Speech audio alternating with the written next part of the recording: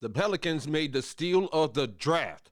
While everybody's been focused on Jeremiah Fears and Derik Queen and their development, another player that the Pels drafted is getting a lot of rave reviews in training camp.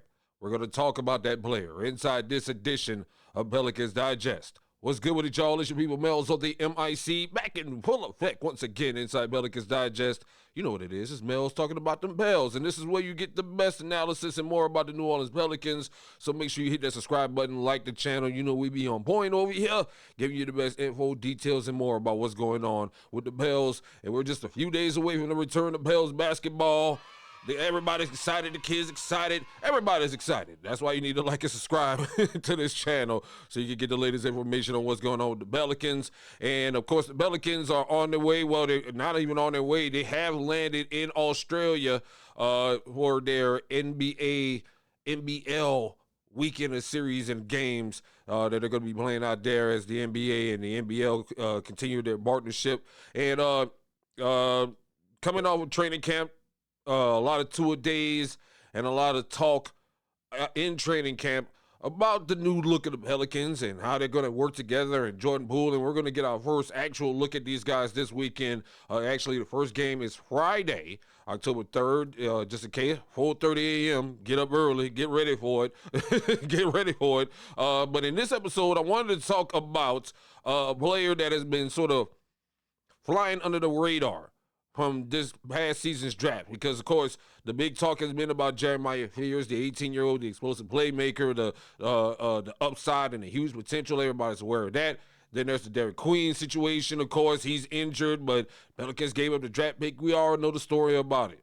But a player that has been flying under the radar and has been receiving some rave reviews at training camp this year is Micah Peavy, the second-round pick from Georgetown. Peavy has been getting rave reviews in camp, according to Coach Willie Green, and I think this is a player that I have been big on. I said this before when he got drafted. I've been very big on this player. I've been very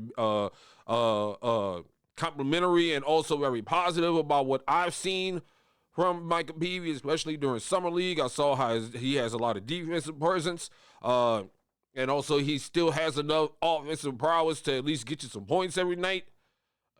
I also say that he's like Herb Jones, just has a little bit more offensive game than Herb. And a lot of people seem to agree with me. Something I'm just saying. Coach Willie Green has been ranting and raving about him in training camp. He says that he may be flying under the radar in terms of media and fan interest, but not in practices, Green said. He's standing out big time. He's one of our guys who is doing really well. And again, I've been big on Peavy from the jump because, again, he has like I said, when you watched him in Summer League, if you saw how he stayed in front of guys the entire time they were on the floor, everybody, he is going to shut down whoever you put in front of him. And you got to admire that about the kid. And of course, he fits into the scheme of what Willie Green wants as well. Willie went on to say that he fits sort of our core characteristics of how we want to play. Number one, he's a high-character young man. He's on the floor. It starts with him being competitive. He brings toughness. He's a good defender. He's smart. He makes the right plays offensively, doesn't hurt you at all. And that's what's needed on this Pelicans team, especially in that second unit that's coming up real soon. And it's also like something I said before. I think I said this in a previous video, that Peavy could be putting Jose Alvarado on notice. But I also like a situation, and I would like to see a rotation, hopefully during this weekend in the Australia games, where Peavy and Alvarado on the floor together, and I would like to see how that works together. I would like to see how the two of them works together with maybe Jose at the point and Peavy at the shooting guard. I think that would make an interesting combination. But Peavy's also pretty big. He's like 6'7". So, you know, even running the wing at some point, at some times, could be beneficial for the Pelicans with Peavy in that position. And speaking of wings, and speaking of centers and wings, I ain't talking about Buffalo Wild Wings either. I'm talking about Derik Queen. Derik Queen, of course, has been participating in some drills in camp, according to Willie Green, as they all also are now in Australia getting ready for the series, but he won't be participating in any of the games. But he has been participating in drills due to his wrist injury. According to Willie Green, he says he's stepping into some of our drills, and he could do some of that, but we won't rush him. When he's ready, we'll get the heads up, and he'll be able to step in and have more contact. And here's my concern now that I really have about Derik Queen right now. Here's my concern, and which is why I also am glad that the Pelicans aren't rushing this or trying to push this kid. Because I think that pressure of being the guy that you gave up a first-round pick for could affect this kid mentally. I think that could affect this kid mentally in his rookie season. It's going to be tough for this kid, especially if he's coming back from injury and he's struggling. I think the Pelicans are doing the right thing by not rushing this kid to come back or even pushing this kid to even, get back on the floor right away. Just take your time and get your conditioning up. Because, again, I think that pressure, that noise that you keep hearing, they can say what they want about, it's just outside noise. We don't hear none of that. They hear it, man. This is the social media age, and all of these kids are all these guys are in the range, and they're kids that are still in the range of being obsessed and being on the social media thing. Go look at Jeremiah Fears. They love the social media thing. So the noise, they see it and they hear it. So I'm hoping that none of that starts affecting this kid in any way, shape, or form.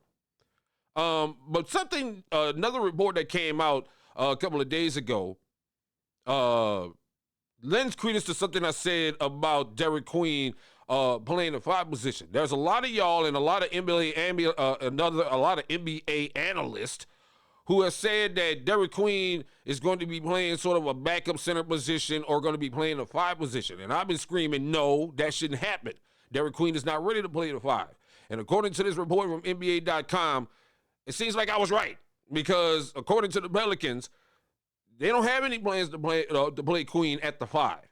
According to Jim Ockenheimer, he says Missy, he talks about how Missy is coming off earning a spot on the NBA's All-Rookies team, while Carlo Makovic averaged 22 minutes after the All-Star break, putting up 10 points and 5 rebounds in a backup role.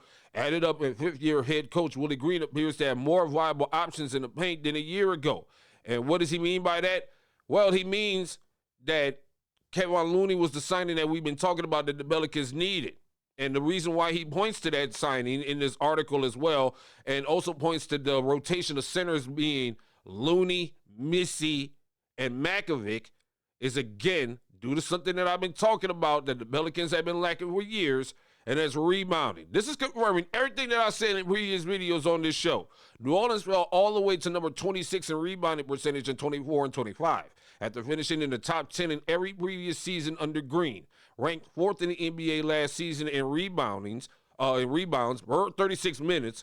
And Looney, this is what we're talking about, ranked 4th in the NBA, sees the department as one of his main priorities as he debuts with the new franchise. So again, this is something I've been trying to preach to everybody on why they signed Kevon Looney, and why also Derik Queen is not going to be playing the 5 this season. Derik Queen is not ready to play the 5 this season, in my opinion. Looney brings you the experience and also brings you the rebounding that this team sorely needed.